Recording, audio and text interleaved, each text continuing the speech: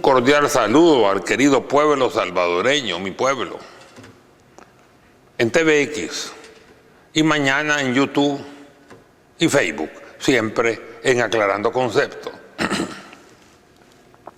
En el siglo VII, durante los años 610 al 632 de nuestra era, en las ciudades de La Meca y Medina, un nuevo y verdadero profeta de Dios, Mohammed, que en español algunos lo traducen por Mahoma, transmitía una nueva revelación que procedía de Dios, el Sagrado Corán.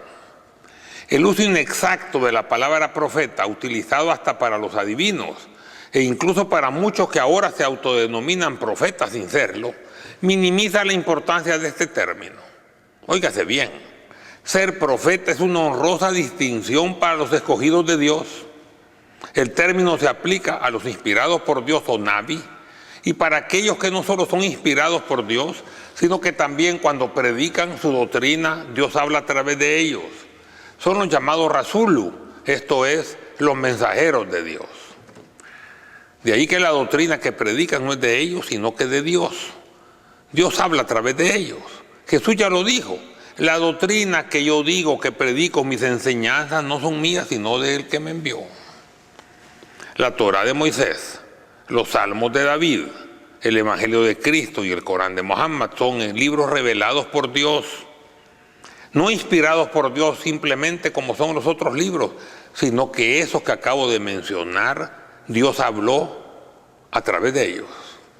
Mohammed, profeta y mensajero de Dios, predicó durante casi 23 años, 13 años en la ciudad de La Meca y 10 años en la ciudad de Medina. Para leer el Corán es necesario conocer la cronología, esto es, el tiempo de la revelación, para ver si son aleyas generales o bien específicas de un momento determinado. Los acusadores del Corán, ya sea por ignorancia o malintencionados, o por las dos cosas, sacan de contexto algunos versículos específicos que eran para el tiempo y el lugar que fueron aplicados, y luego los generalizan, equivocándose adrede o no en su interpretación y en su aplicación.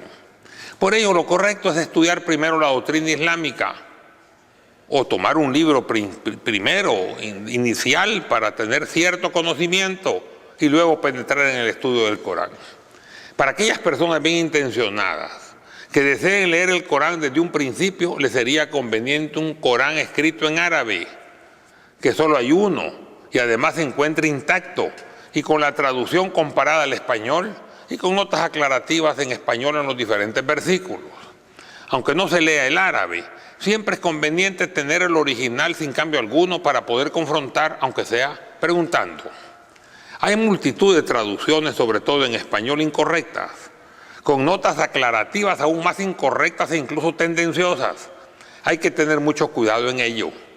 El Centro Islámico Árabe Salvadoreño ha decidido redactar una serie de libros para los lectores acuciosos que les gusta escudriñar las Santas Escrituras o que tienen deseos de buscar y encontrar un nuevo camino hacia Dios, o que tengan un gusto especial, tal vez genético, por todo aquello que representa el arabismo y el islam, ya que los genes nos dan información de nuestros ancestros.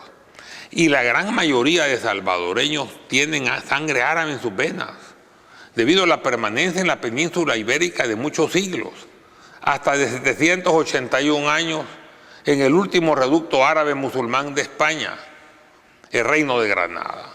De ahí vinieron los españoles del pueblo, no solo los conquistadores, sino que los españoles del pueblo a trabajar acá son los que se mezclaron con los pueblos originarios. El hidalgo español, que se consideraba puro y detentaba el poder, no se mezclaba. La curiosidad, debido a la publicidad notoria, aunque muchas veces negativa, sobre todo en esta reciente campaña electoral, también hace su parte. La gente quiere conocer el Islam por curiosidad. Bienvenidos a conocerlo. La serie El Sendero hacia el Islam empezó a publicarse en el mes de junio del 2010, siendo su primer libro El ABC del Islam, un libro que recomendamos y es de lectura básica para aquellos que quieren conocer la verdad sobre el Islam. Ya vamos por la tercera edición impresa, dando un total de 9.000 libros, que junto a los 135.000 libros y un poco más bajados gratuitamente de la red, en El Salvador y en diferentes países de Hispanoamérica, incluyendo España y las áreas hispanoparlantes de los Estados Unidos, en 44 portales, nos da una edición hasta ahora de 144.000 ejemplares. Y seguiremos promoviéndolos, todos en carácter gratuito. Si desea uno, puede pedirlo en forma gratuita al teléfono 25 35 48 00. Los adoradores del poder y los fanáticos que se autoproclaman antifanáticos, aunque no son más que fanáticos de su propio antagonismo, se dedican a atacar el Islam sin conocerlo, confundiendo adrede o por ignorancia lo que es el Islam con los movimientos fanáticos violentos que se autoproclaman islámicos en el Medio Oriente, muchas veces armados y entrenados por Occidente y compuestos por mercenarios también, y que no son verdaderamente islámicos. Somos 1.800 millones de musulmanes en el mundo, la religión más numerosa. El 99.9% somos pacíficos. Y la mayoría de estos musulmanes pacíficos son las principales víctimas de los terroristas. Estos representan solo el 0.1% del Islam. Un pequeño porcentaje, 0,1 por 1000, aún así una cifra considerable, 1.8 millones. Pero casi nada en comparación de los musulmanes. La mayoría de muertos de estos grupos fanáticos son musulmanes. Una noticia correcta sería: una minoría de fanáticos terroristas matan a comunidades islámicas o comunidades musulmanas pacíficas. Y no como se dice ahora, sobre todo en el diario de hoy, musulmanes matan a inocentes. Es al revés.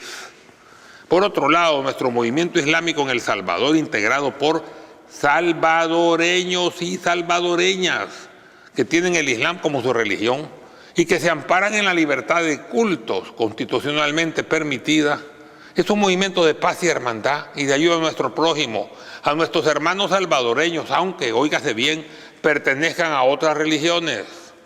Los movimientos religiosos están para ayudar, no para lucrarse. En tiempos de crisis como ahora, las iglesias están para ayudar a la gente pobre, no para que estos ayuden a la iglesia y a los dirigentes religiosos. El sistema es claro. Con los pobres y débiles la iglesia debe darles el diezmo, no pedirlo ni mucho menos exigirlo. Ahora, el que tiene mucho, que lo dé. Dios premia al que da con sentimiento y amor. Y no calcula la cantidad que da, sino que lo que le cuesta darlo. El ejemplo de la anciana cuyos centavitos valían ante Dios más que las monedas de oro de los adoradores del dinero y del poder, lo aclara. Eso no significa, por eso, aún a los más pobres, porque siempre hay otros más pobres que ellos, que no debemos hacer caridad. Todos tenemos que ayudar a nuestro prójimo, empezando por los que están sentimentalmente más cerca, pero extendiéndolo a otros sectores más lejanos. Cuando hablamos del Islam, lo hacemos con total conocimiento, eso que quede claro, porque nos consideramos expertos en el tema y somos musulmanes. Cuando hablamos de otras religiones, a pesar que somos versados en esos temas, ya que tenemos la costumbre de no hablar o comentar sobre temas que desconocemos, debemos reconocer que lo hacemos desde una perspectiva islámica. Eso sí, nuestra conducta al comentar religiones hermanas lo hacemos de acuerdo a las enseñanzas de nuestro profeta, en forma pacífica, con cariño y tolerancia. El judaísmo, el cristianismo y el islam son religiones abrahámicas y provienen de la misma revelación. Existen, sin embargo, entre ellas algunas diferencias fundamentales. Esto, no obstante, no nos debe llevar a señalarlas negativamente, descuidando el hecho de que las similitudes son considerablemente mucho mayores que las diferencias. Nosotros no criticamos religión alguna. Criticamos actuaciones específicas o mensajes que contradicen la misma doctrina. En el capítulo 29, versículo 46, se ordena en el Sagrado Corán: y no discutáis con la gente del libro, judíos y cristianos, libro o Biblia, que es lo mismo, sino en la forma más pacífica, excepto con los impíos. Diles: nosotros creemos en lo que nos ha sido revelado el Sagrado Corán y creemos también en lo que os ha sido revelado a ustedes, la Santa Biblia, pues nuestro Dios y vuestro Dios es el mismo, aunque nosotros nos sometemos íntegramente a su voluntad.